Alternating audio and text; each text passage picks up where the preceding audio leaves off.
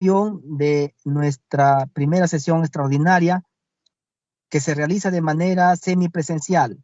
De manera presencial nos acompañan en la sala Fabiola Salazar Leguía del edificio Víctor Raúl Aya de la Torre y bajo la plataforma Microsoft Teams a los que están conectados. Señor secretario técnico, por favor, sírvase dar cuenta de los congresistas presentes. Señor presidente, en la plataforma se encuentra consignado el congresista Balcázar Celada, congresista Chirinos Venegas, congresista Cruz Mamani, congresista Morante Figari, a quienes se le consigna su asistencia, dada la continuidad de la primera sesión extraordinaria. Bien, muchas gracias, señor secretario técnico. En esta primera sesión extraordinaria, primero agradecerle a los apreciados colegas congresistas que se han dado un tiempo para acompañarnos. Sé que estamos en semana de representación, entendemos eso. Sin embargo, nos urge avanzar con nuestro trabajo planificado en nuestro plan que hemos elaborado en la comisión. Y en ese sentido, tenemos como orden del día la presencia de invitados que van justamente a dar su apreciación sobre el Código Civil, que vamos a empezar con su debate, esta vez en el primer libro, de Derecho de las Personas, y el segundo libro, Acto Jurídico. Damos cuenta que con oficio 080-2022-2023 de esta comisión, el decano del Ilustre Colegio de Abogados de Lima, doctor César Bazán Naveda, designó a un representante para que nos acompañe en esta sesión al doctor Miguel Eduardo Ramos Mirabal. Asimismo, se cursó también invitación a la decana del Ilustre Colegio de Abogados de Lima Sur, la doctora María Antonieta Sánchez García, quien manifestó su asistencia de manera presencial a esta sesión. Tenemos también como expositores a los representantes del Ministerio de Justicia y Derechos Humanos, al doctor Carlos Luis Quispe Astoquilla, director general de Desarrollo Normativo y Calidad Regulatoria, quien asiste acompañado de dos especialistas justamente para que nos expongan acerca de este cuerpo normativo, el Código Civil, el anteproyecto del Código Civil, y hoy día vamos a debatir el libro 1, Derecho de las Personas, y el libro 2, Acto Jurídico. En consecuencia, suspendemos por breve término la sesión para dar la bienvenida a nuestros invitados.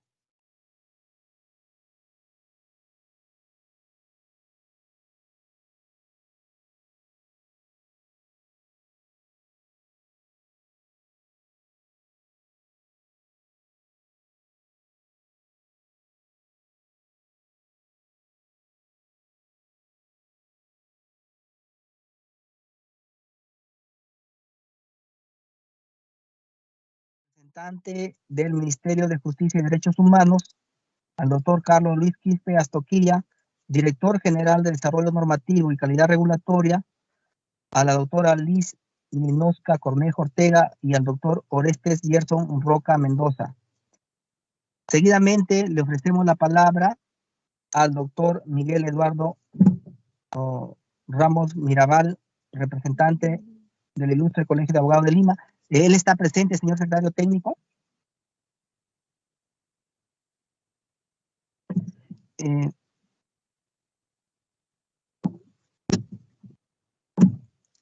¿Me escuchan?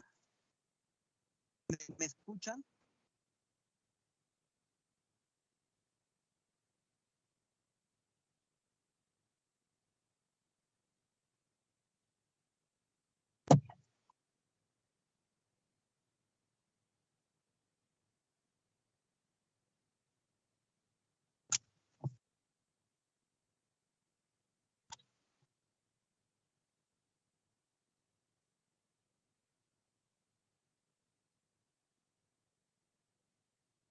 ¿Aló? ¿Me escucha? Sí. Ya. Bueno, corregimos, a, lo- a los, primero, en primer orden, tiene la palabra el doctor Carlos Luis Quispe Azoquía. Por favor, adelante, doctor Quispe Azoquía. Muchas gracias, señor presidente de la Comisión de Justicia y Derechos Humanos del Congreso de la República, y a través suyo mi saludo a los demás miembros congresistas de esta comisión. En efecto, como lo dijéramos en la sesión de instalación, el Ministerio de Justicia y Derechos Humanos tiene el firme compromiso de realizar la labor de acompañamiento en el análisis y debate del anteproyecto de reforma del Código Civil. Como ustedes saben, esto se trata de un producto, de un trabajo que se ha realizado en el seno del Ministerio de Justicia, conjuntamente con el grupo académico convocado con tal objeto, y se ha llegado a la elaboración de un producto final, un producto que, dada ya el paso del tiempo, requiere una actualización porque se han emitido varias leyes que evidentemente hacen necesaria una actualización, una modificación, o como en este caso se está proponiendo la adopción de un nuevo o reforma del Código Civil. En esta ocasión, el Ministerio de Justicia nos acompaña el equipo técnico conformado por la doctora Liz Cornejo y el doctor Oreste Roca, para la cual, señor presidente, se le concede el uso de la palabra para que expongan la exposición con respecto a los libros 1 y 2 del Código Civil.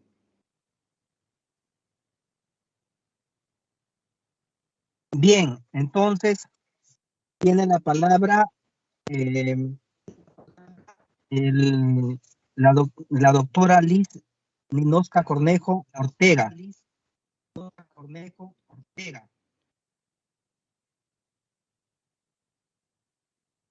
Buenas tardes. Como mencionó el doctor Carlos Quispe, este proyecto normativo ha sido trabajado por encargo del Ministerio de Justicia a un grupo de trabajo que lo integraron diferentes jurisconsultos, ¿no? Juristas de renombre, y plantearon este anteproyecto. Sin embargo, en la dación de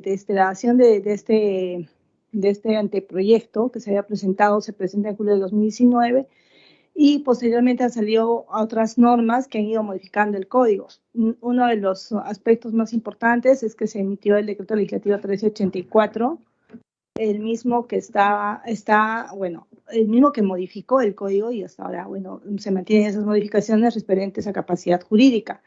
El grupo de trabajo había planteado modificaciones también referentes a capacidad jurídica, todos, vamos a decir, dentro de los ámbitos ya de tratados internacionales, pero tenía otra perspectiva diferente a la que luego se planteó con la 1384. Entonces, hay artículos en ese sentido cuyas modificaciones, vamos a decir, ya están desfasadas y han sido recogidas o han sido dadas a través de la 1384.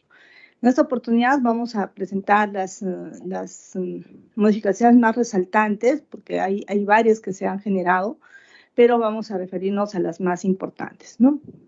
Hay artículos que se han ido incorporando a lo largo del proyecto.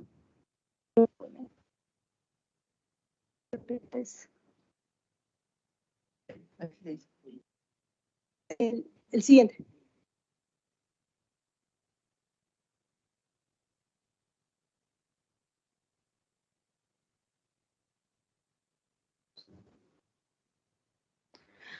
Bueno,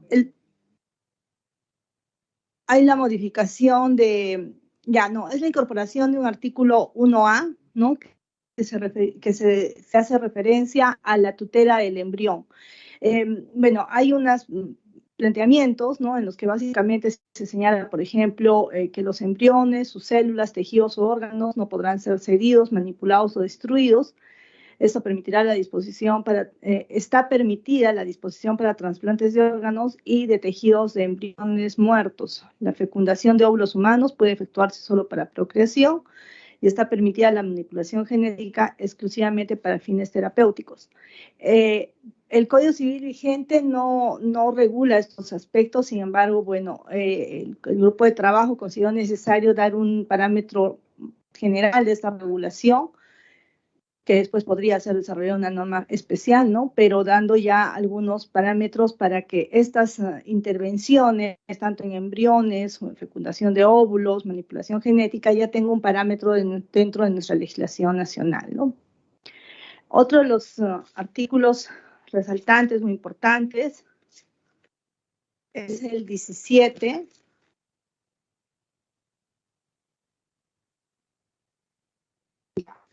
Este artículo está referido a la tutela inhibitoria de los derechos de las personas, ¿no?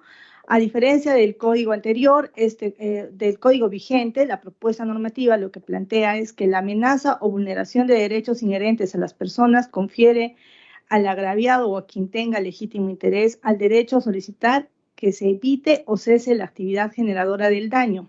Queda salvo la pretensión de indemnización por los daños causados. Lo establecido en este artículo es aplicable a los demás sujetos de derecho. Lo que hay que resaltar acá es que la protección antes solamente era como una violación, ¿no?, de los derechos de las personas, y acá se hace una ampliación desde el punto de vista de la amenaza, no solamente la vulneración, sino ya se amplía el ámbito de protección a la amenaza de lo que serían los derechos inherentes a la persona. El otro artículo, perdón. Estoy tocando los artículos más importantes, sin embargo, en la propuesta hay otros. El artículo 76.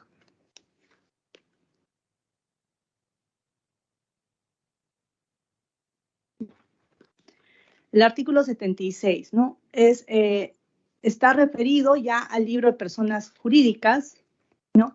En esto ha habido algunos cambios y este primer artículo, por ejemplo, cambia desde el título, ¿no? Antes teníamos una regulación general de personas jurídicas, o tenemos una regulación general de personas jurídicas como un marco general, pero a la propuesta ya plantea que se haga para personas jurídicas no lucrativas, considerando que generalmente el marco legal de las personas jurídicas lucrativas está dado por la ley de sociedades o leyes independientes que no son básicamente las del Código Civil, ¿no?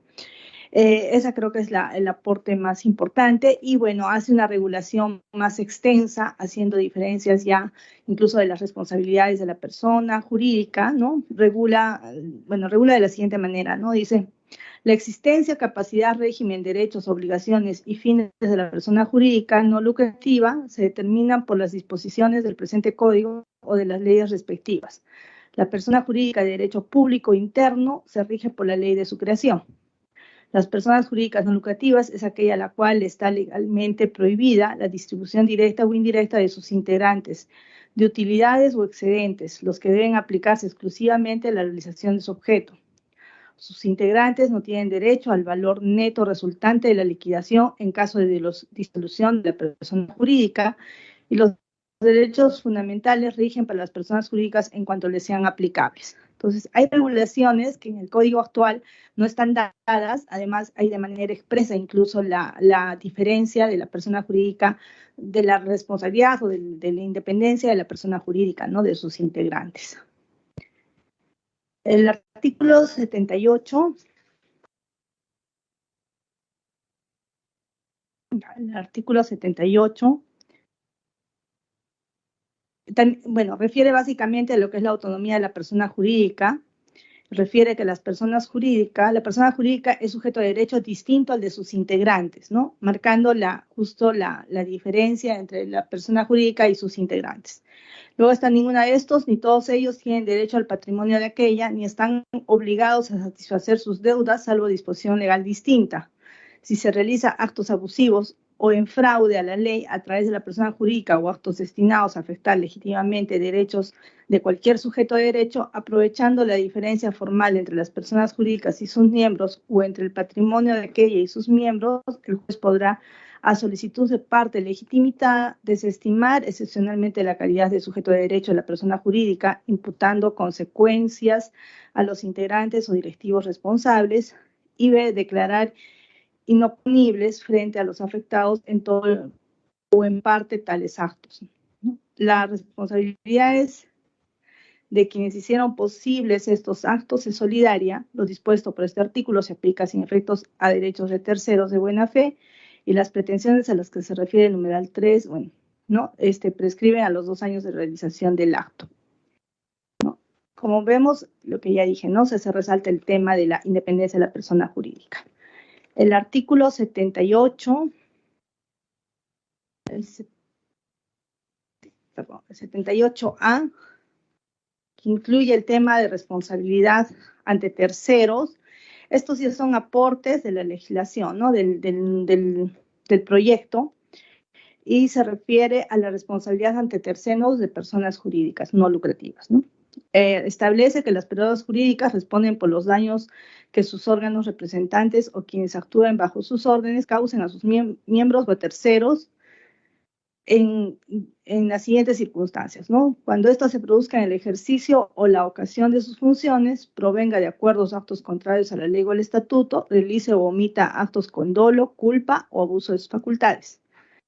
Plantea que los integrantes de los órganos de las personas jurídicas, los representantes de estas o quienes actúen bajo sus órdenes son responsables solidariamente con la persona jurídica. Y en el caso del numeral 2, que es la que de acuerdos contrarios a ley, ¿no? No responden quienes no hayan participado en el acto del causante de daño o haya dejado constancia de su oposición del acuerdo adoptado.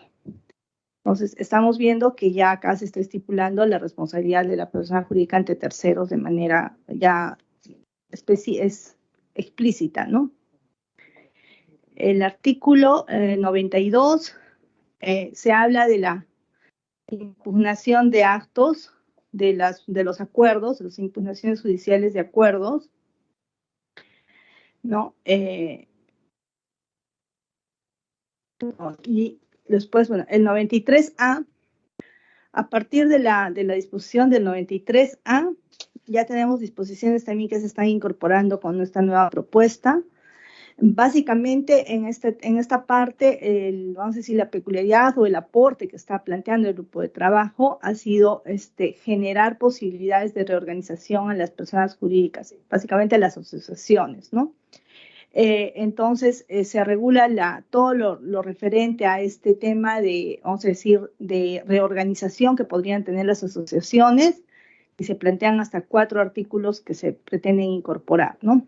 Voy a dar lectura a las propuestas.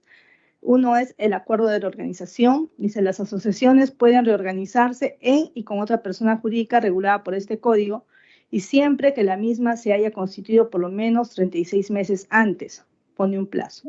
El acuerdo debe ser adoptado en Asamblea General con no menos del 65% de asociados con derecho a voto. La fusión con una sociedad es admisible cuando esta última es la incorporada y en el caso de decisiones, cuando sea la que se agrega al bloque patrimonial. Son aplicables las normas relativas a la organización de sociedades y las que fueran aplicables. El siguiente artículo, que también se sigue refiriendo a este tema de las reorganizaciones, plantea un derecho de separación de los asociados, ¿no? Y lo regula, dice, el acuerdo de reasociación concede al integrante el derecho de separación. Su ejercicio se rige por lo dispuesto en el artículo 200 de la Ley de Sociedades, con las excepciones señaladas en el presente artículo. Las participaciones de quienes hayan hecho uso del derecho de separación se reembolsan siempre que el asociado haya pagado una cuota de ingreso o derecho similar. El pago se efectúa al valor que tenga la adquisición de la condición de asociado a la fecha del acuerdo de separación o al momento de pago a elección de quien ejerce sus derechos. Si se hubiese pagado cuotas extraordinarias durante los 12 meses previos al acuerdo, esto debe ser reembolsado conjuntamente. No existe derecho a reembolso y determina, ¿no?, 4 casos en los cuales no se daría reembolso. Y por último, el pago de intereses de haberes devengados se efectuará en la tasa de interés legal. El siguiente artículo se sigue refiriendo dentro de esto de reorganización y habla del derecho a la información, ¿no? O sea, cuáles las obligaciones que van a tener las asociaciones para informar antes de generar esta reorganización. Si una vez adoptado el acuerdo de la administración, deberá como mínimo poner a disposición de todos los integrantes en el domicilio social el proyecto de reorganización, los informes que lo sustentan, el balance general con no más de un mes de vigencia, el estado de ganancia y pérdidas de las entidades que participen en la reorganización y el proyecto de estatutos de la nueva entidad o intervinientes. Y por último, la eficacia de la reorganización, ¿no? Si la reorganización no se inscribe en un plazo de un año después de adoptar el acuerdo, la misma queda sin efecto. Queda a salvo el derecho de reincorporación del miembro que haya ejercido su derecho de separación, que habrá que ser reintegrado de manera inmediata, sin más trámite que su sola solicitud. En caso exista cuota de ingreso aprobada y haya habido desembolso, aquella se reducirá a la mitad a título de indemnización. Bueno, son los aportes en el libro de personas.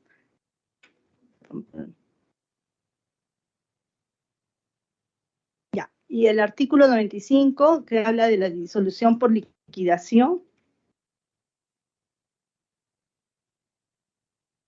Ya, plantea, ¿no?, que la disolución por liquidación, ¿no?, es la asociación se disuelve por liquidación según lo acordado por su respectiva junta de acreedores de conformidad con la ley de la materia. En caso de pérdidas superiores a las 2/3 partes de patrimonio, el Consejo Directivo debe solicitar el inicio del procedimiento concursal ordinario de la asociación conforme a la ley de la materia y por responsabilidad de los acreedores por daños y perjuicios que resultaren por la omisión. Estos son los aspectos más resaltantes en el libro de personas. Vamos a pasar al...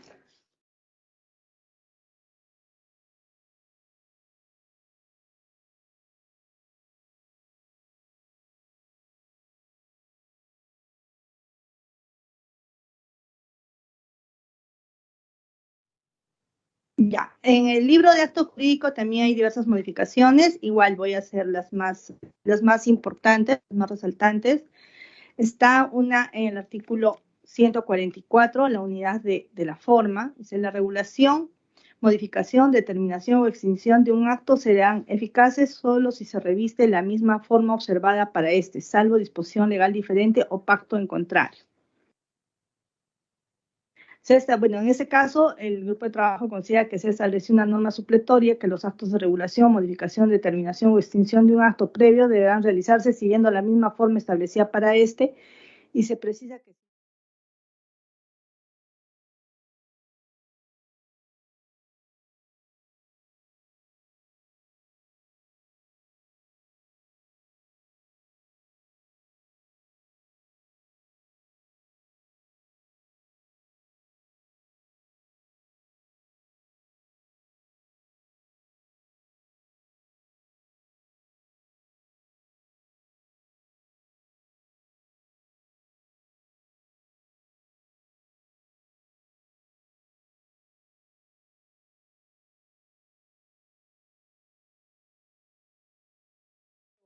siempre que se estipule para un acto especial o por tiempo limitado o cuando es otorgado en interés común del representado o representantes o de un tercero, sobre la base de un acto subyacente. Después, el vencimiento del plazo de la irrevocabilidad ocasiona la revocación del poder, salvo estipulación distinta, y sin perjuicio de lo establecido en el numeral 1, cabe la revocación del poder sin media justa causa, queda salvo la indemnización que corresponde. En este caso, bueno, la primera hace expresa la mención que la irrevocabilidad del poder, atendiendo a su naturaleza jurídica, se justifica solo en la medida que se medie una relación subyacente al mismo, y de ahí que se haya precisado la irrevocabilidad puede configurarse o no se establezca necesariamente en los casos en donde se estipule para un caso especial, se establezca un plazo determinado y se introduzca interés común entre representante y representado o un tercero. En la segunda, conforme para suprimir la exigencia de que el plazo máximo de revocabilidad es de 1 año, pues la experiencia ha puesto, ¿no?, manifiesto de que se requiere un plazo mayor. Ya. Pues está el artículo 158A, que se refiere a la delegación, ¿no?, dentro de lo que es acto jurídico. Este artículo esta es una incorporación también al libro de acto jurídico. Se establece, salvo disposiciones distintas, el representante puede delegar todas o parte de sus facultades y es directamente responsable ante el representado por la elección del delegado y por los actos que éste celebre o ejecute. La delegación no supone la extinción de las facultades del representante, ¿no? La intención de hacer la incorporación de este artículo es delinear los principales aspectos del régimen de delegación en materia de representación y evidenciar las diferencias operativas que existen en comparación con el régimen de sustitución. Está luego el artículo 162, ¿no? Referido a la ratificación de actos jurídicos por el representado,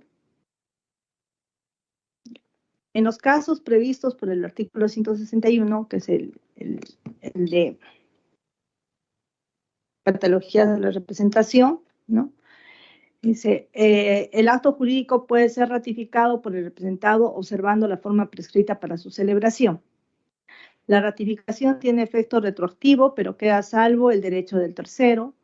El que actúa como representante sin celo y el tercero con el que se hubiera celebrado el acto jurídico no podrá dejarlo sin efecto sin antes informar de su celebración al supuesto representado mediante comunicación de fecha cierta para que se pronuncie sobre una eventual ratificación dentro de los 30 días siguientes. Vencido el plazo sin pronunciamiento del supuesto representado, la ratificación se entiende negada. En este caso, el tercero puede solicitar a su elección el cumplimiento al falso representante o de aquel posible o desistirse unilateralmente del contrato celebrado sin perjuicio de la indemnización que corresponde. La facultad de ratificar se transmite a los herederos. Ya, en este caso, la propuesta se centra su atención en el tratamiento operativo de la ratificación en el marco de un acto jurídico celebrado por el representante que se considera ineficaz con relación al representado.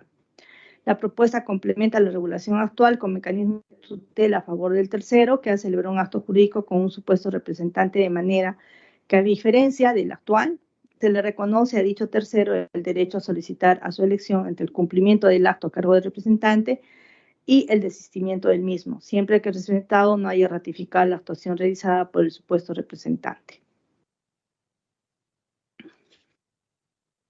Luego, el otro artículo así importante o resaltante son artículos incorporados, el 170A.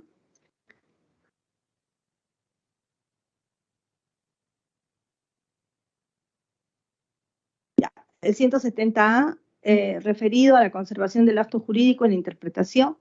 El acto jurídico de las disposiciones contenidas en él deben interpretarse en el sentido en el cual se conserven sus efectos, ¿no? Dando, vamos a decir, mayor fuerza a validar el acto jurídico, ¿no? Y el 170B dice los criterios subsidiarios de interpretación regula, no son incorporados. Si a pesar de las normas contenidas en el presente título, el acto jurídico permanece oscuro, este deberá ser entendido en el sentido que realice una equitativa ponderación de los intereses de las partes y es a título oneroso. En los actos jurídicos a título de liberalidad, la regla no podrá importar la imposición de mayores gravámenes en contra de aquel que no recibe una contraprestación. En el primer caso, se ha incorporado una regla de interpretación derivada directamente del principio de conservación del acto jurídico. Y en el segundo caso,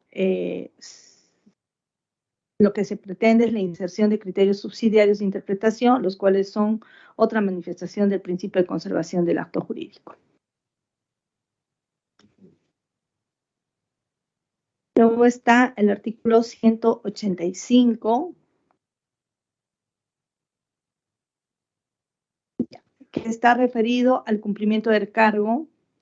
El cumplimiento del cargo puede ser exigido por el imponente o por el beneficiario. Cuando el cumplimiento del cargo sea de interés social, su ejecución puede ser exigida por la entidad a la que concierna.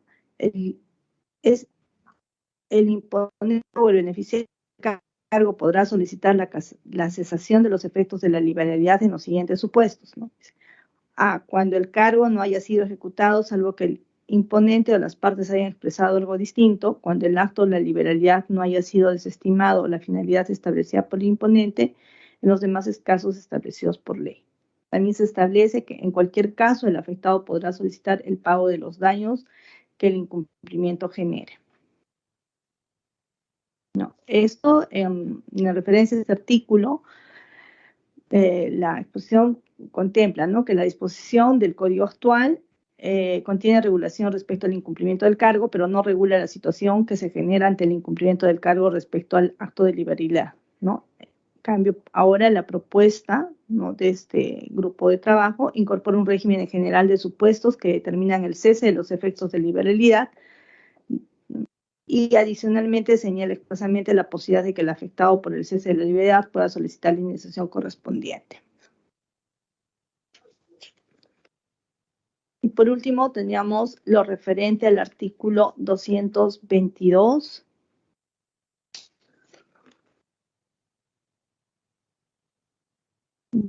Que es lo referido a legitimados para solicitar la anulación o efectos de la declaración.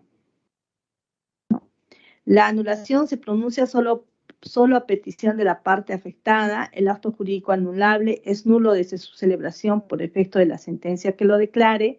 Y la declaración de anulación no perjudica al tercero contratante a título oneroso y de buena fe.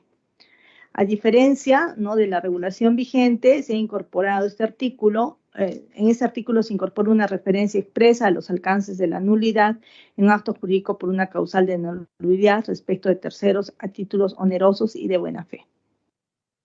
Bueno, nosotros hemos considerado que estos son los aportes de esta nueva regulación más.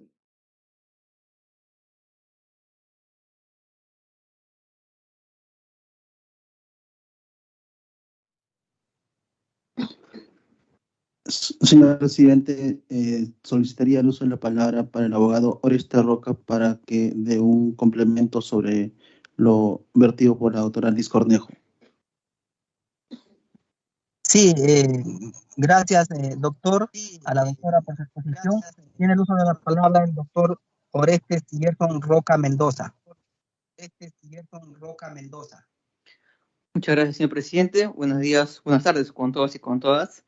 Solamente para apuntalar algunos aspectos, un poco hacer referencia a lo que referimos a este proyecto, bueno, un anteproyecto de modificación de Código Civil.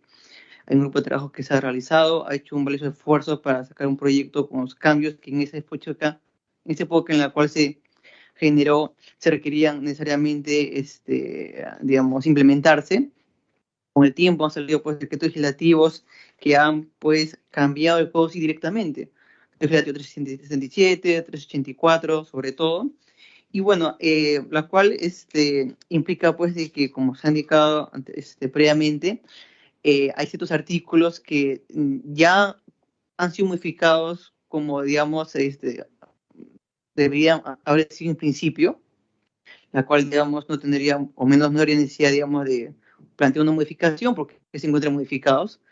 Y por otro lado, hace presente de que hay un aspecto de precisión, corrección, que el grupo de trabajo bien ha dado a poder apuntalar en varios artículos.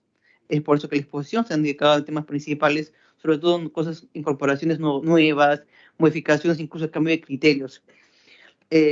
Incluso simplemente una especie de normativa de introducción para unas leyes especiales, ¿no? Por ejemplo, en artículo 1.a, si ni habla de la tutela del embrión, incluso hay proyectos normativos en este pleno en este congreso por la cual se ha planteado diferentes bancadas. Eso no obsta que se pueda, digamos, evaluar, se pueda alimentar mejor este tipo de articulado. Sí, claro está de que tengamos una ley especial que regule pues fortísimo tema de los embriones supernumerarios, el tema de la fecundación in vitro, la reproducción asistida, ¿no?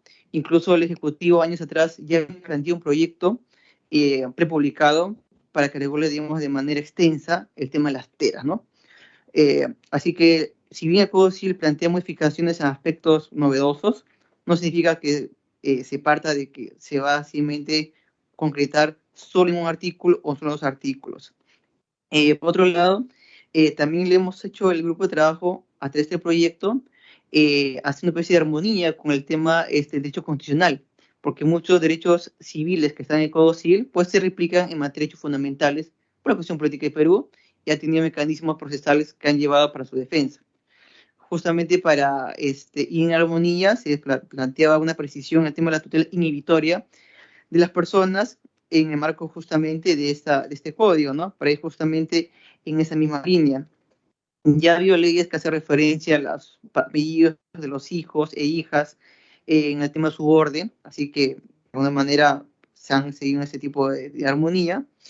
De otro lado, en las personas jurídicas, lo que han hecho es darle una mayor complementación, mayores novedades, sobre todo en su definición, en el tema de personas jurídicas no lucrativas, que no significa de que no puedan tener actividades económicas para el momento de ejercer sus propias facultades orientadas al fin de la misma persona, ¿no? Y a su vez han hecho la previsión de los hechos fundamentales, ¿no? O sea, las personas jurídicas tienen hechos fundamentales, pero en cuanto les sean aplicables, ¿no? No es que las personas jurídicas tengan idénticos derechos a las personas naturales, sino que en cuanto fueran aplicables. Entonces, el grupo de trabajo, a partir de esa premisa, ¿no? De alguna manera, sajando un poco la idea de que no es que exista una identidad de personas, sean jurídicas naturales, ¿no? Incluso en la historia, su proceso evolutivo ha sido distinto. También ha incluido un tema que la jurisprudencia en años anteriores siempre ha abordado, ¿no?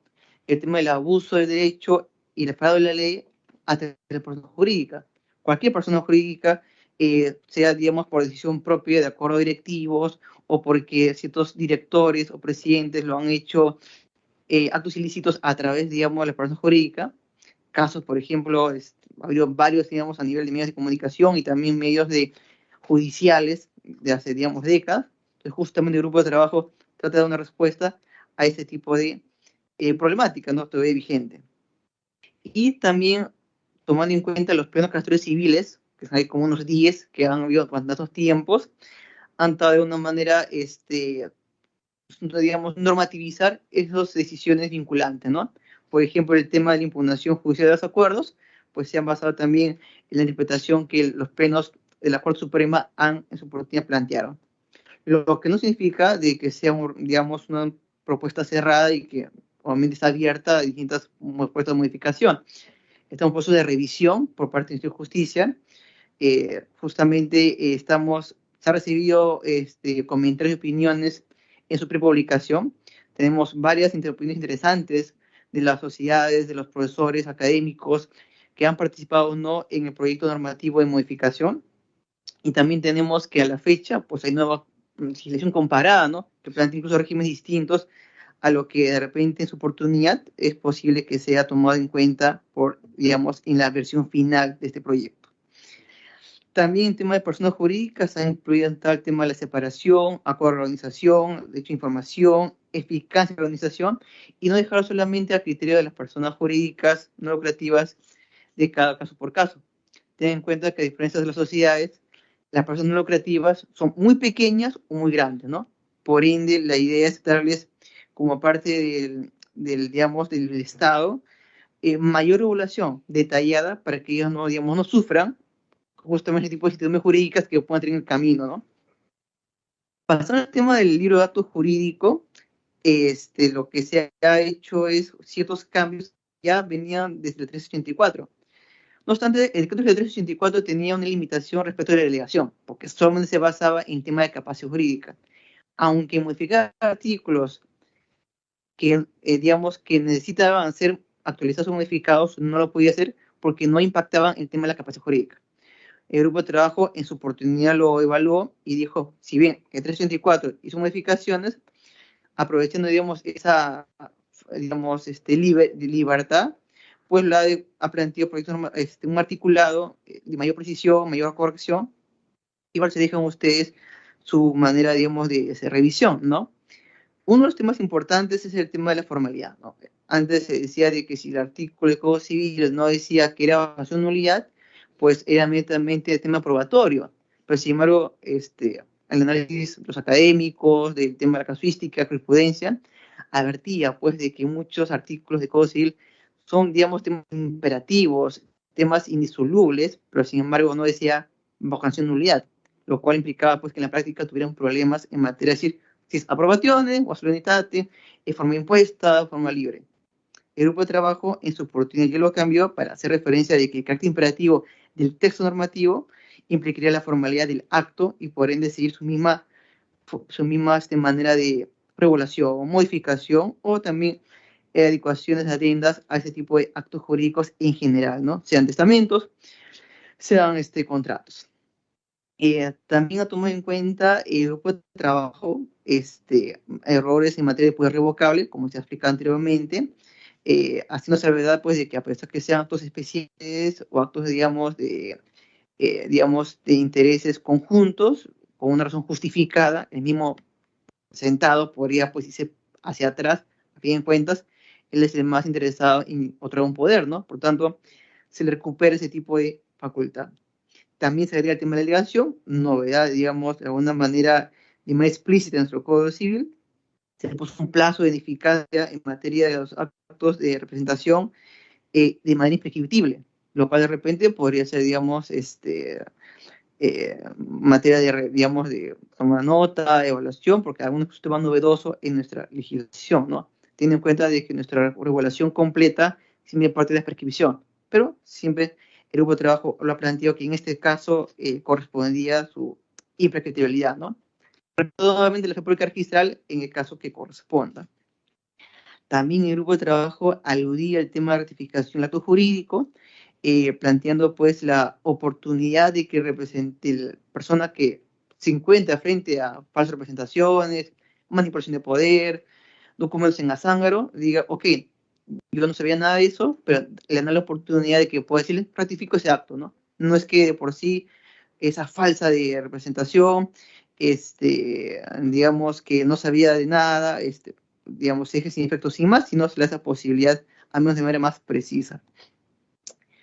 Muchos de ellos hemos tenido a la fecha contratos que han llevado al litigio, han llevado un tema de arbitraje, un tema judicial, y realmente es un tema más que todo interpretativo. Por ende, más de un tema literal, porque a veces las palabras no son suficientemente claras, o son claras en conjunto, no lo son, lo cual implica diferentes problemas, tanto del Estado principalmente en su ejecución de obra o infraestructura, pues partir la idea del grupo de trabajo de que la intención literal no puede ser, digamos, el punto de partida ni llegada para encontrar el sentido correcto de un contrato, ¿no?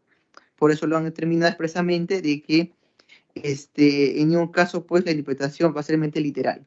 Si una parte, por ejemplo, dice ejecución judicial hipotecaria, pero tiene cláusula arbitral, hablan de árbitros, solución de controversia, pues no solamente se fijen en ese artículo específico, sino vean su conjunto para salir del tema literal de las palabras, ¿no? Tienen en cuenta también los varios sentidos que le puede dar cada una de las partes en cuanto respectivo. Todo siempre en el marco no de que las partes vayan en litigio. El grupo de trabajo ha partido de la idea de que cualquier interpretación que se haga va a partir siempre de un tema de conservar el contrato, conservar el derecho jurídico. No partir del tema de la resolución del contrato, no partir del tema de patear el tablero, sino de interpretarlo adecuadamente a los intereses que correspondan, sea la parte, digamos, reclamante o no. Y si que hubiéramos sido un poco de ambigüedad, pues las partes ya se repartirían los intereses, ¿no? La interpretación a los intereses de ambas partes. Sector oneroso, en ese caso específico, porque lo que más importa, porque puede generar una especie de desprendimiento patrimonial.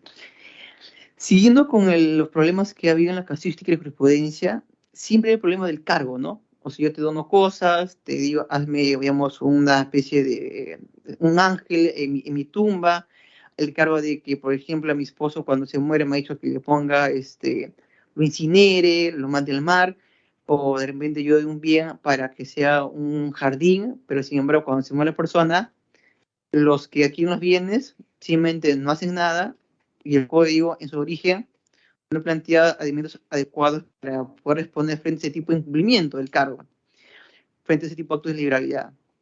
El grupo de trabajo sí lo ha determinado, ha recabado ese tipo de problemática y le ha dado una solución a ese tema, ¿no? Creando justamente mecanismos de imperativa obligación con su consecuencia negativa en caso de incumplimiento, ¿no? Y también genera un tipo de responsabilidad por ello. Y también ha hecho referencia también a, de alguna manera, precisiones en el marco de nulidad y anulidad del acto jurídico. El decreto legislativo 84, el tema de capacidad jurídica, siento que esos articulados, como lo he repetido anteriormente, no puedo tocar demás artículos que no se enfocaban al tema de la capacidad jurídica. El grupo de trabajo, aprovechando la situación, ha hecho unas adecuaciones para darle mayor claridad y sobre todo armonía, incluso modificando el 384, porque la idea es que tengamos un texto claro en ello. Estas modificaciones, que por sí son, digamos, muy diversas, han pasado por un tamiz de evaluación de diferentes equipos, no solamente de los miembros originales del grupo de trabajo, como se hizo de alguna manera en la época de Reforma 84, Reforma 36, que solamente eran 5 personas, 8 personas, a que ha habido, digamos, un muchísimas personas involucradas, ¿no? Es un trabajo que respondió en su oportunidad a las necesidades de esa época, lo cual, digamos, se ha planteado comentarios en estos momentos.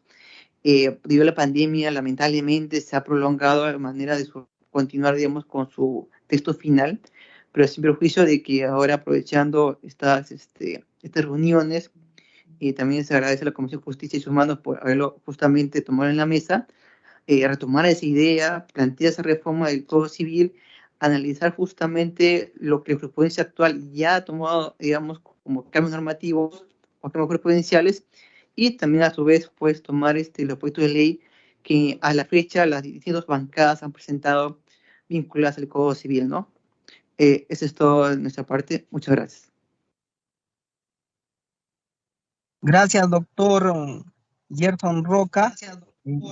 Damos la bienvenida a nuestro apreciado hermano y colega congresista Nano Guerra García, que nos acompaña de manera presencial. Muchas gracias por tu presencia.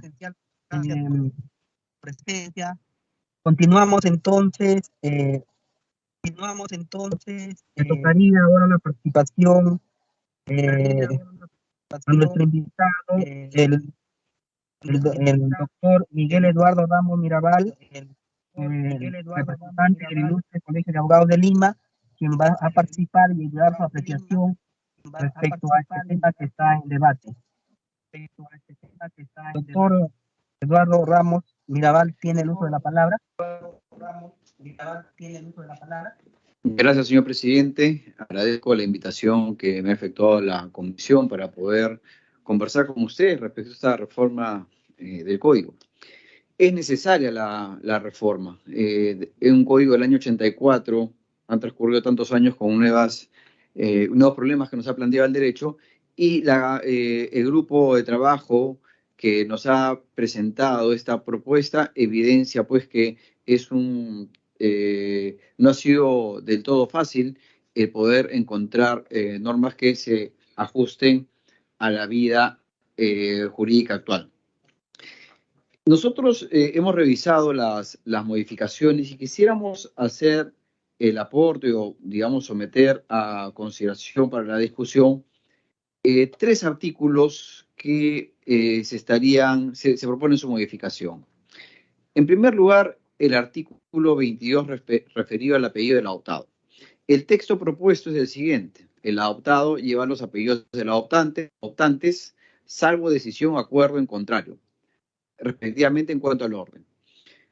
El hijo de uno de los cónyuges o convivientes puede ser adoptado por el otro. En tal caso lleva como primer apellido el del padre adoptante y como segundo el de la madre biológica, o el primer apellido del padre biológico y el primer apellido de la madre adoptante, salvo acuerdo distinto en cuanto al orden. Y me permito, señor presidente, comentar el siguiente caso que ocurrió en los tribunales de Lima y que generó controversia.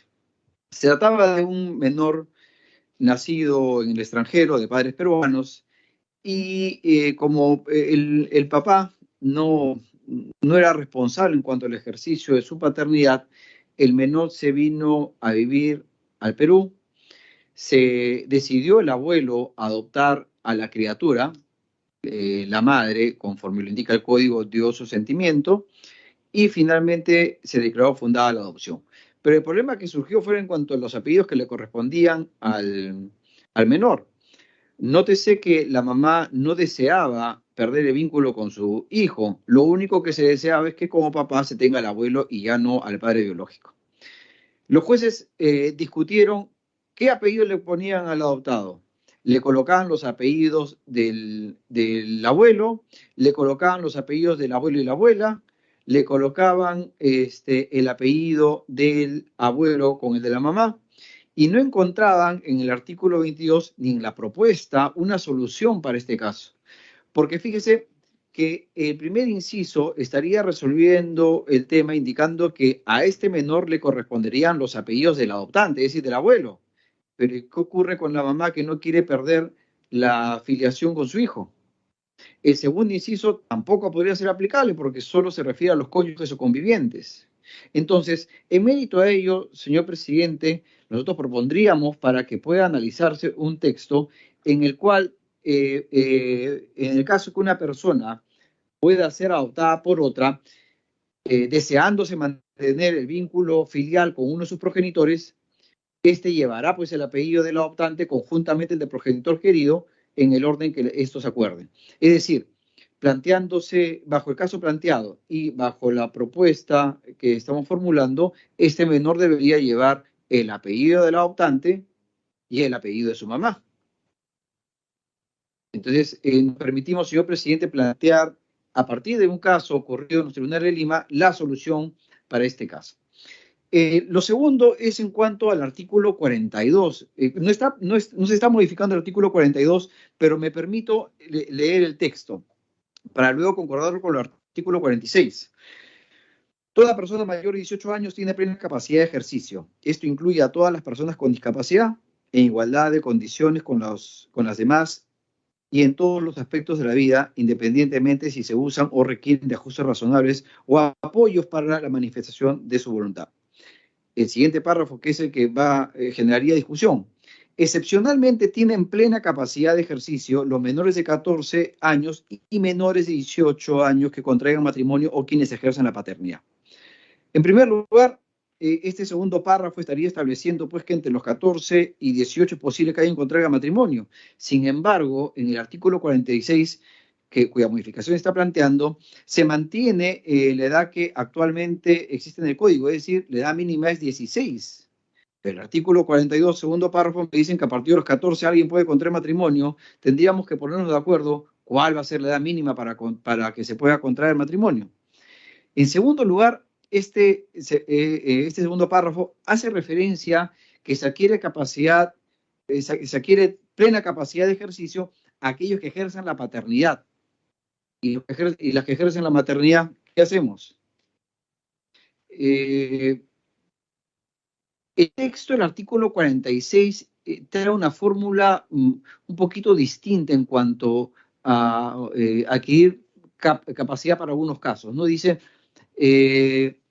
indica el artículo 46, tercer párrafo, tratándose de mayores de 14 años, cesa la incapacidad a partir del nacimiento del hijo o hija para realizar los siguientes actos. Y señala, primero, inscribir el nacimiento y reconocer a sus hijos. Entonces, ¿por qué no pensamos, mejor un poco ayudando a este artículo 42 y mejorando de repente el artículo 46, tener una sola idea?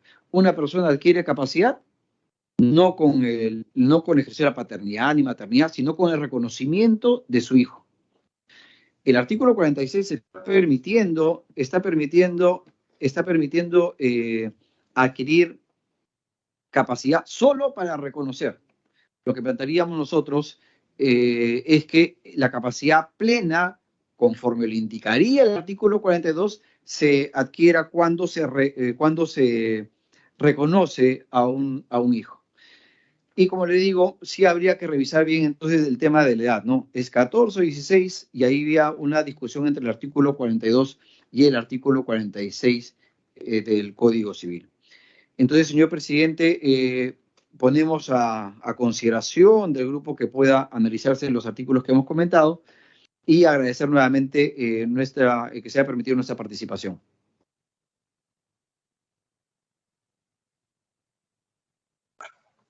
Muchas gracias, doctor Roca Mendoza. Le damos la palabra al señor secretario técnico. Nos quiere mencionar la presencia de algunos colegas congresistas en la plataforma. Sí, señor presidente, se da cuenta y se consigna la asistencia de los congresistas de Chayís de Núñez, congresista Guerra García, que se encuentran en sala.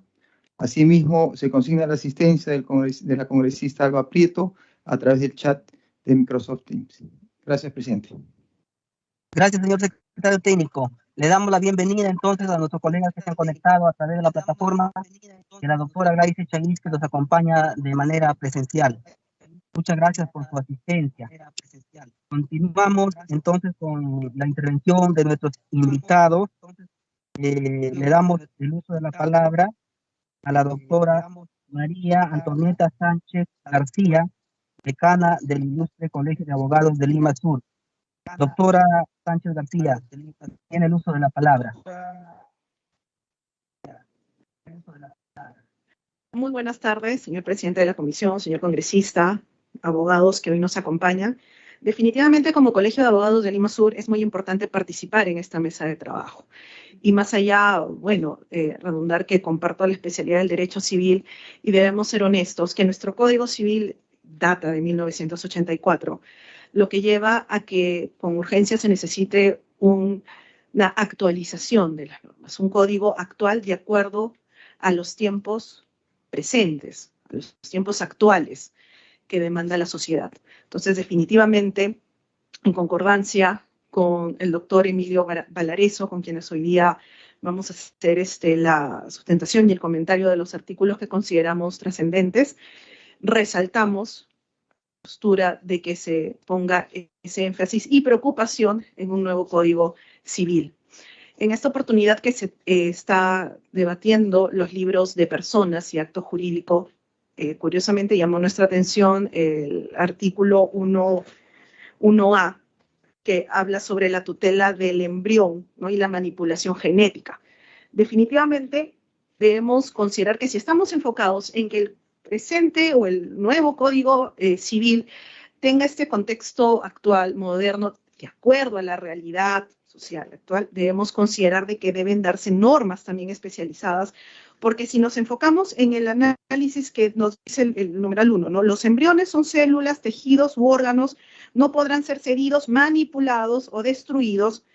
Está permitida la disposición para trasplante de órganos y de tejidos de embriones muertos. Al momento que nos habla sobre que no podrán ser cedidos, manipulados o destruidos, al momento de la manipulación podría generarnos también vacíos legales si no hay una norma especializada respecto a lo que entendemos como fecundación in vitro, entre otros mecanismos propios de la fecundación. Y a su vez considero también que deberíamos contar con el informe de especialistas, tanto en tema no solamente médico, sino biológico, para poder tener un análisis preciso y no puede dejarse algunos vacíos cuando señalamos de que no podrán ser manipulados. ¿A qué nos referimos con el tema de manipulación? Entonces sería bueno que se cuente con un informe de especialistas que puedan determinar y no estar tal vez retrocediendo en el tiempo o poniendo ciertos consideraciones de que nos generen algún tipo de conflictos normativos, ¿no? O que todo desemboque pues en la ley de la materia, que sería también lo más coherente y prudente, ¿no? Dejo la palabra, doctor. Con su venia, señor presidente, con su permiso, señores congresistas, señores miembros de la Comisión de Justicia y Derechos Humanos y todos los aquí presentes. En la propuesta, como ha hecho referencia a la señorita decana, nosotros planteamos que efectivamente la terminología, como el uso de referencias en el ámbito de lo que son las técnicas de reproducción asistida, el Perú no cuenta a la fecha con una normatividad especial, comencemos por ahí. La Ley General de Salud está lógicamente también desfasada con respecto al manejo de lo que es el cuerpo humano de manera referencia. Se podría decir en el ámbito actual que el país se ha convertido en un paraíso con respecto a lo que es la reproducción, al tener un vacío legal de manera adecuada. El Código Civil, como norma general, debe de tener referencias, pero no ir hacia la especialización, porque de lo contrario no se podría tomar en cuenta y abarcar todo su texto, tomando como base temas específicos. Eso es lo primero. Cuando se ha hecho referencia también al artículo 17, decía el maestro Carlos Fernández Cesareo, que fue el ponente del libro primero allá en la reforma del Código de 1984, que la premura llevó justamente a la comisión revisora, no a la reformadora, al texto actual. Lo que podemos tomar en consideración, y eso también hay que tomarlo en cuenta, es que, como se hizo referencia por parte del representante del Ministerio de Justicia, de que se ha tomado en consideración esa conexión entre los derechos fundamentales y el derecho civil. Nadie duda, lógicamente, que la Constitución y el Código son las normas más importantes que regula la sociedad en estos temas. Pero lo que sí queremos tomar en consideración es que el Código Civil, al ser una norma más específica y de derecho privado, debe de puntualizar más que todo, en vez de generalizar algunos puntos como ya está previamente descrito el principio de igualdad. Por ejemplo, no se hace referencia al sexo de las personas, se toma el término seres humanos, ¿no? Que es una generalización que creemos que es adecuado, tomando como base estos campos de manera adecuada, como también el ámbito de la irrenunciabilidad a la ley, ¿no? Entonces, se precisa lo que tema de la amenaza, una amenaza con respecto al ámbito de poder dejar sin consideración derechos de manera adecuada. Cuando se estudia este tema en el curso de derechos de personas, hablo personas naturales y personas jurídicas, el artículo 17 hace referencia a la violación de los derechos de la persona y se abarca desde un punto de vista general. ¿Qué significa? La responsabilidad civil. Y eso, como todos sabemos, y está regulado tanto en la parte de la ejecución de obligaciones contractual como en la parte extracontractual. Entonces, lo primero que decía el maestro Carlos Fernández Cesareo era que ese artículo tenía que ser derogado totalmente. Ahora, lo que se ha tomado en consideración es hacerlo más específico, basándose en lo que es el derecho constitucional, lo cual creemos que redundaría sobre todo en una norma específica como es la de norma de derecho privado. Se ha hecho acotación también en esta comisión con la elocución del representante del Colegio de Abogados de Lima a lo que es el ámbito del tema de la filiación, tema que pertenece al ámbito del derecho de familia, que es muy relevante. Pero también nosotros queríamos hacer un aporte con respecto a lo que mencionó la sentencia del Tribunal Constitucional respecto del nombre.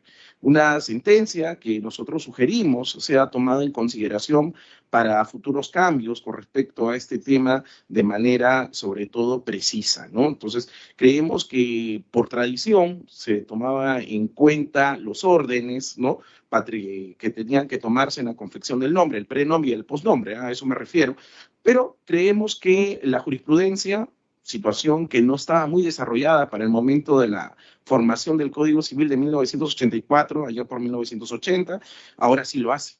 Entonces, un organismo tan importante como es el TC, yo creo que esa sentencia con respecto al nombre debe ser tomada como referencia para ese artículo que ha hecho acotación con respecto al orden de filiación matrimonial, ¿no? Un ejemplo que ha citado el colega justamente ha sido del ámbito jurisprudencial, ¿no? Entonces, ese vacío, ¿cómo regularlo, ¿no? Otro punto que también nosotros queríamos hablar es sobre las personas jurídicas no lucrativas.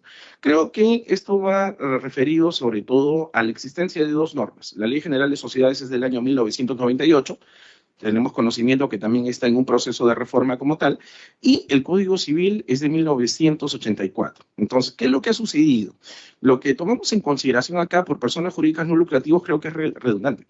El Código Civil regula la asociación, fundación y comité, inscritos y no inscritos, ¿no?, en la regulación de lo que dice el registro como tal, pero de antemano hay una norma específica que regula a las personas jurídicas lucrativas. Entonces, por ende, creemos que lo que se ha sumado en este aspecto con respecto a la liquidación, al tema de la diferenciación de sus integrantes, con respecto a la finalidad de la liquidación, ¿no? Son temas que de manera complementaria la Ley General de Sociedades sí regula, ¿no? Entonces, el tema, ¿qué es lo que hay que tomar en consideración? De acuerdo a nuestra posición, que ese tema tenga que ser nuevamente redimensionado. Es decir, una regulación de temas específicos para la asociación, fundación y comité como personas jurídicas sin fines de lucro, sobre todo basado en lo que decía el maestro Cesarego, tomando como base el Código Civil de 1942, el Código Italiano, que era un fin netamente altruista. Entonces, por ahí creemos nosotros que el tema tiene que ser tomado en consideración. Y para culminar, el tema de la capacidad.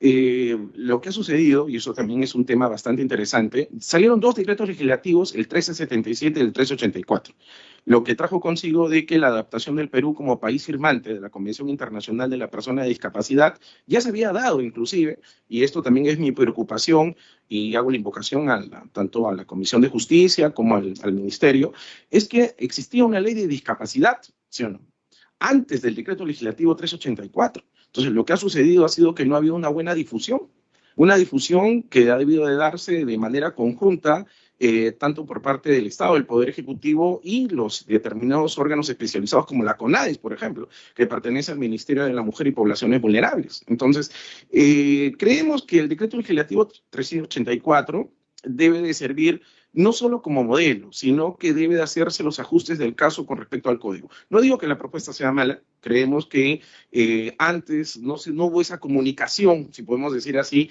entre la comisión con los que dieron el decreto legislativo, porque en cierta manera ya se estaba ganando el tiempo de la adaptación, ¿no?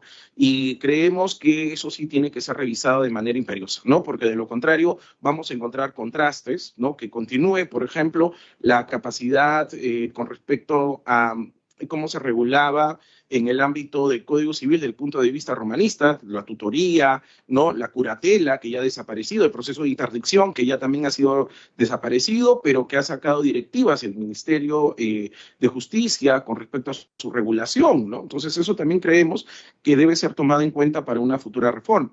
Eso con respecto al tema a grandes rasgos del libro de personas. Con respecto al libro de acto jurídico, y esto también quisiéramos tomar a consideración, es el tema del plazo de representación y el tema de la imprescriptibilidad.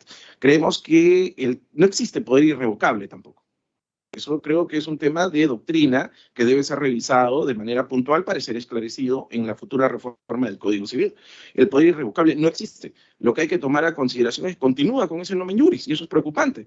Los que nosotros aplicamos tanto en las aulas como también en el diario ejercicio de lo que es la profesión, denotamos eso y vemos con bastante preocupación que continúa en el proyecto de reforma ese nomen juris de forma adecuada. Ahora, en el tema de la interpretación, decía Fernando Vidal Ramírez, discípulo del maestro José León Marandarán, que era justamente el padre del libro segundo del Código Civil, que el tema de la interpretación netamente objetiva, se estudia en doctrina diferentes tipos de interpretación con respecto al acto jurídico, creemos que está por demás decir que tiene que primarse el principio de la buena fe.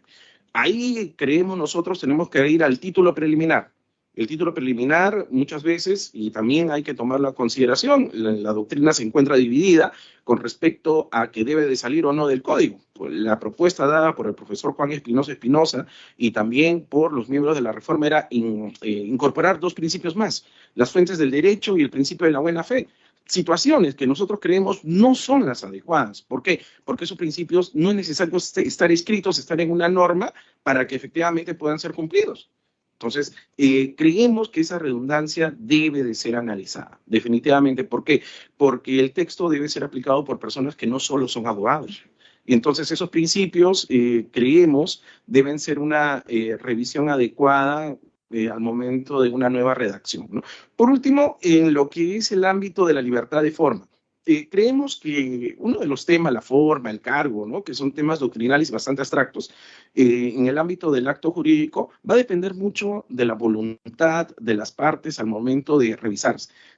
Nosotros sí estamos de acuerdo con la conservación del acto jurídico. La conservación del acto jurídico se ha tocado doctrinariamente, pero no hay una incorporación de un artículo dentro del código que lo regule de manera puntual. Creemos nosotros que las influencias tanto alemana como italiana en este tema deben de servir como una influencia, pero de todas maneras adaptarlo a la realidad del país de manera precisa. Bueno, eso sería toda nuestra propuesta. Muchas gracias por el uso de la palabra. Cedo la palabra a la que continúe la reunión.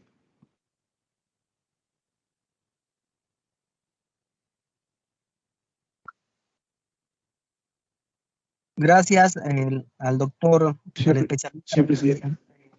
Sí, el señor secretario técnico va a dar cuenta.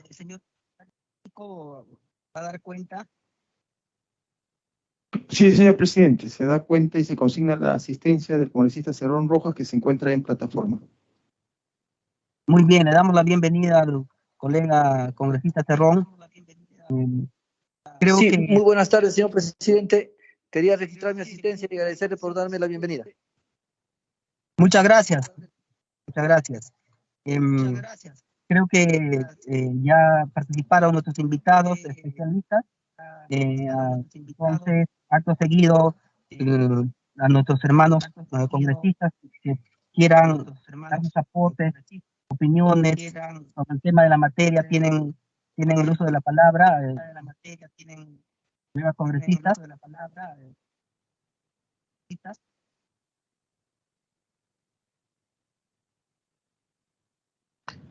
Presidente. Sí, congresista Balcázar. Adelante, congresista Balcázar. Muchas gracias. Acabo de escucharla. Tanto los expositores del proyecto como los señores que han intervenido muy acertadamente. Pienso que es un tema sumamente técnico que hay que aprovechar los mejores especialistas en la materia Yo creo que está bien la mesa de trabajo que se inicia, y yo también quisiera proponer, frente al tema que se está desarrollando, con tanto adelanto de la ciencia médica, etcétera, etcétera.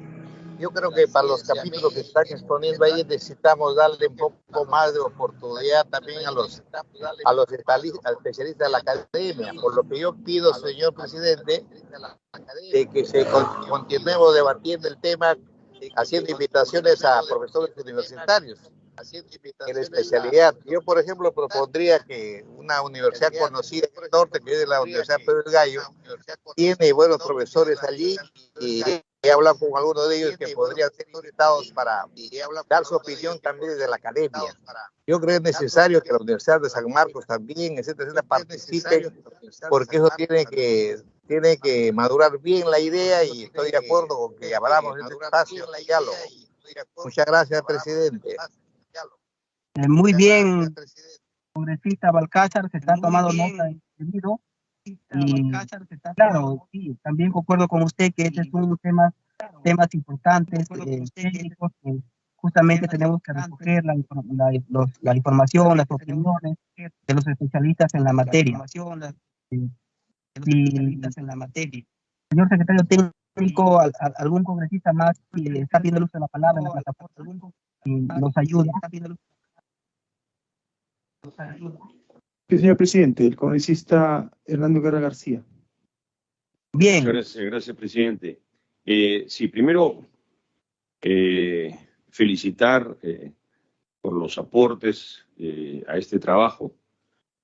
Me sentí un poco viejo porque cuando entré a la universidad, el Código Civil del 84 era lo más novedoso. Yo estudié un ciclo con el del 32, si no es que me equivoco, 36, ¿no?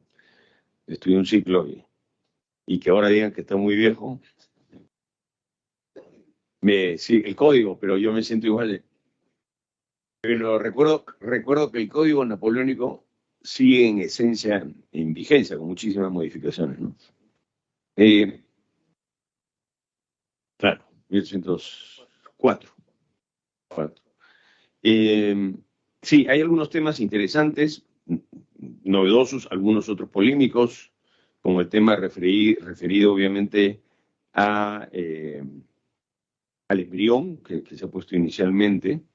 Es un tema que creo que va a dar discusión, porque ya hay una práctica de salud médica acá, ¿no? Pero es verdad que había un vacío ahí, que entra en colisión con la Constitución. Lo que escuché respecto a las responsabilidades de las personas jurídicas, creo que también habría que reflexionar, y yo personalmente soy de la idea de que son las personas naturales las que tienen responsabilidades y no las personas jurídicas, y por eso se crearon las personas jurídicas. Pero hay que también analizar. Y por último, estas últimas reflexiones que se hicieron sobre el acto jurídico me parecen también importantes. Obviamente es bastante lo que hay que revisar, con lo cual me adhiero a lo señalado por el congresista Balcázar, para invitar no solamente a la academia, ¿no?, sino también a la práctica, porque a veces la práctica también es la que se topa directamente con problemas que pueden ser únicos, pero pueden causar la felicidad o infelicidad de la gente, como lo dijo el doctor Ramos en el caso del abuelo, ¿no? Creo que lo que debió hacer es reconocerlo en lugar de adoptarlo, pero de repente ya pasó mucho tiempo en eso, ¿no? Pero bien, de igual manera, creo que hay bastante que trabajar, pero quiero agradecer las exposiciones realmente buenas, y continuaremos en este trabajo, ¿no?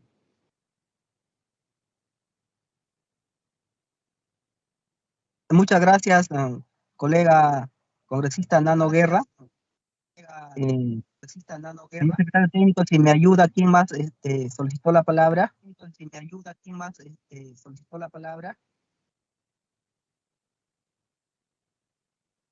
No, no hay, señor presidente, no hay pedido de palabra.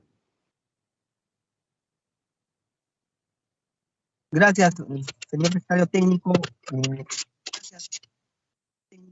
Entonces, agradeciéndole su presencia a nuestros invitados, especialistas que nos han dado su aporte en este trabajo. La doctora, la decana del Colegio de Abogados de Lima Sur, tiene la palabra.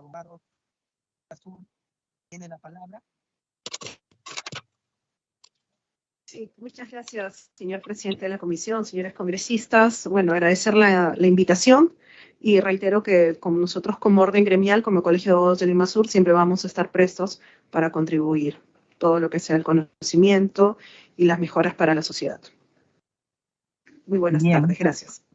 Muchas gracias también por su tiempo, por venir a la comisión. Y agradecerles a todos los invitados y a los colegas congresistas que nos están acompañando. Sabemos que estamos en plan de representación, pero al tiempo necesitamos un poco avanzar con este tema que es muy bonito, muy enriquecedor, que también somos muy bonito, muy enriquecedor. Tenemos que estar desde la comisión mostrar cuando termine el periodo desde la comisión que es técnico, es jurídico. Aquí creo que todos estamos de acuerdo en el trabajo. Si no hay ninguna intervención, creo que no hay ninguna intervención. Le damos las gracias a los invitados, le damos las gracias por su asistencia. Presidente. El congresista Morante, ¿cómo está? Buenas tardes. Buenas tardes, presidente. He tenido allí algunos problemas de comunicaciones en la ciudad de Iquitos y acaba de terminar una tremenda tormenta eléctrica que ha inundado toda la ciudad. Presidente, este tema de la reforma del Código Civil o la creación de un nuevo Código Civil es realmente muy importante. Hay que actualizar y mejorar muchas cosas. Yo desde que estudié el Código Civil, estudié Derecho con mi maestro Carlos Fernández Canego, por ejemplo, y por ejemplo, acto jurídico, el doctor Loman, y diversos juristas que fueron muy importantes en la formación.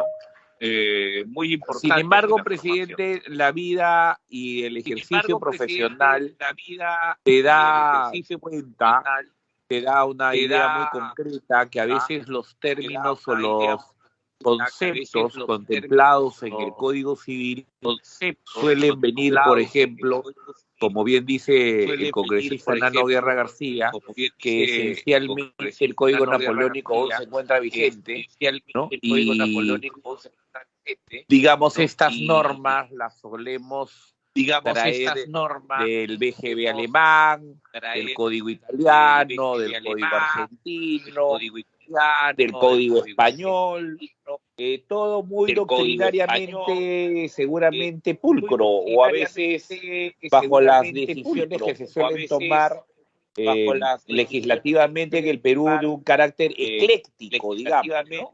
Como regularmente siempre ha sido la posición que se ha tomado frente a alguna corriente de pensamiento en la aplicación del código, ¿no? Asistencia, señor secretario técnico, congresista Juárez Gallegos, por favor. Secretario técnico, congresista Juárez Gallegos, por favor.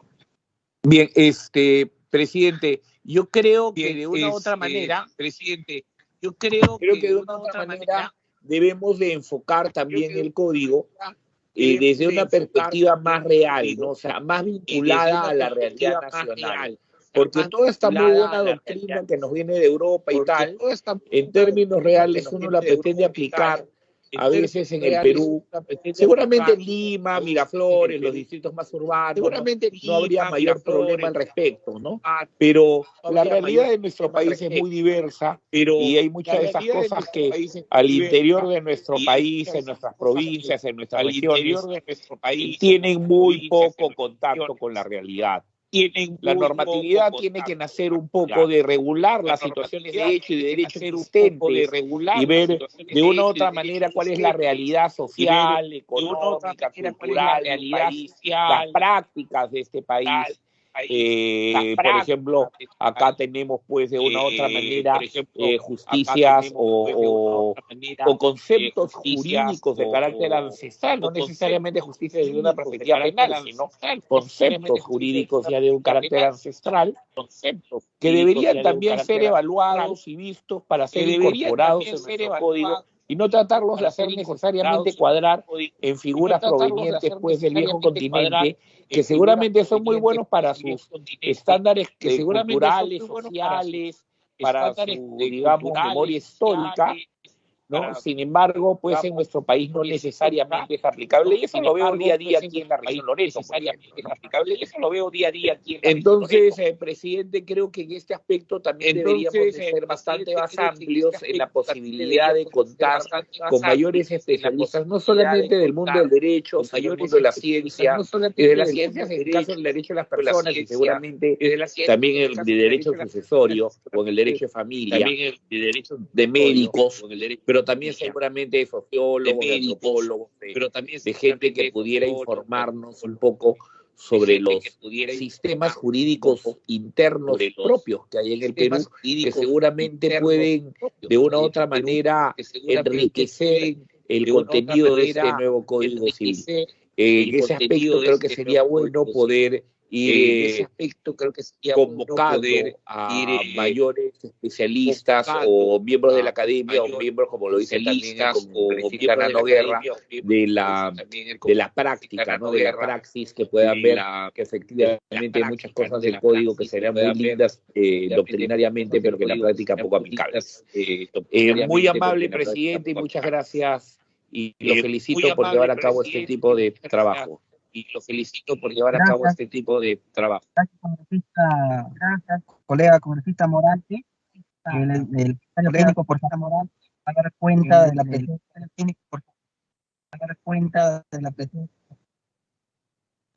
del quórum respectivo de la Sí, señor presidente, se consigna la asistencia de la congresista Juárez Gallegos, y por lo que también se da cuenta que en la sesión extraordinaria se encuentran 10 congresistas presentes, la misma que hacen quórum reglamentario. Gracias, señor secretario técnico. Entonces, concluido la intervención de nuestros invitados, de los colegas congresistas, para concluir, palabras finales de los representantes del Ministerio de Justicia y Derechos Humanos.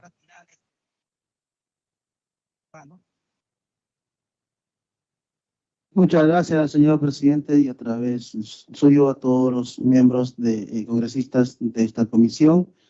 Reiteramos el firme compromiso del Ministerio de Justicia para realizar esta labor de acompañamiento en el análisis y debate del anteproyecto del Código de reforma del Código Civil. Muchas gracias. Muchas gracias, doctor. Damos las gracias también a ustedes por acompañarnos. Las gracias infinitas al Colegio de Abogados de Lima, al Colegio de Abogados de Lima Sur. Gracias a ustedes por su tiempo, por su presencia, y a nuestros colegas congresistas por también tomarse el tiempo y la molestia de acompañarnos. A los invitados, si tengan a bien abandonarla, el colega Waldemar está ahí con su cámara. A nuestros invitados, que tengan a bien, pueden abandonar la sala cuando les estimen conveniente. Ya nos toca concluir, siendo las 4:30 de la tarde. Suspendemos la sesión. Muchas gracias nuevamente a cada uno de ustedes por su presencia.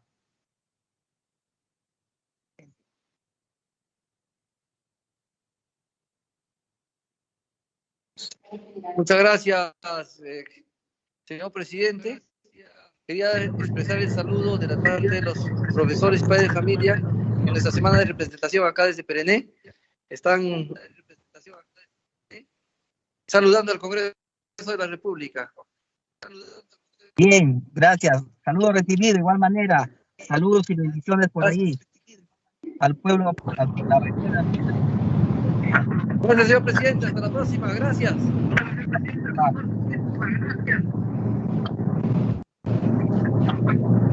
Saludos, presidente, desde Lago Titicaca. Bien, colega, hermano Flavio Cruz. Saludos por ahí también a la gente de Puno.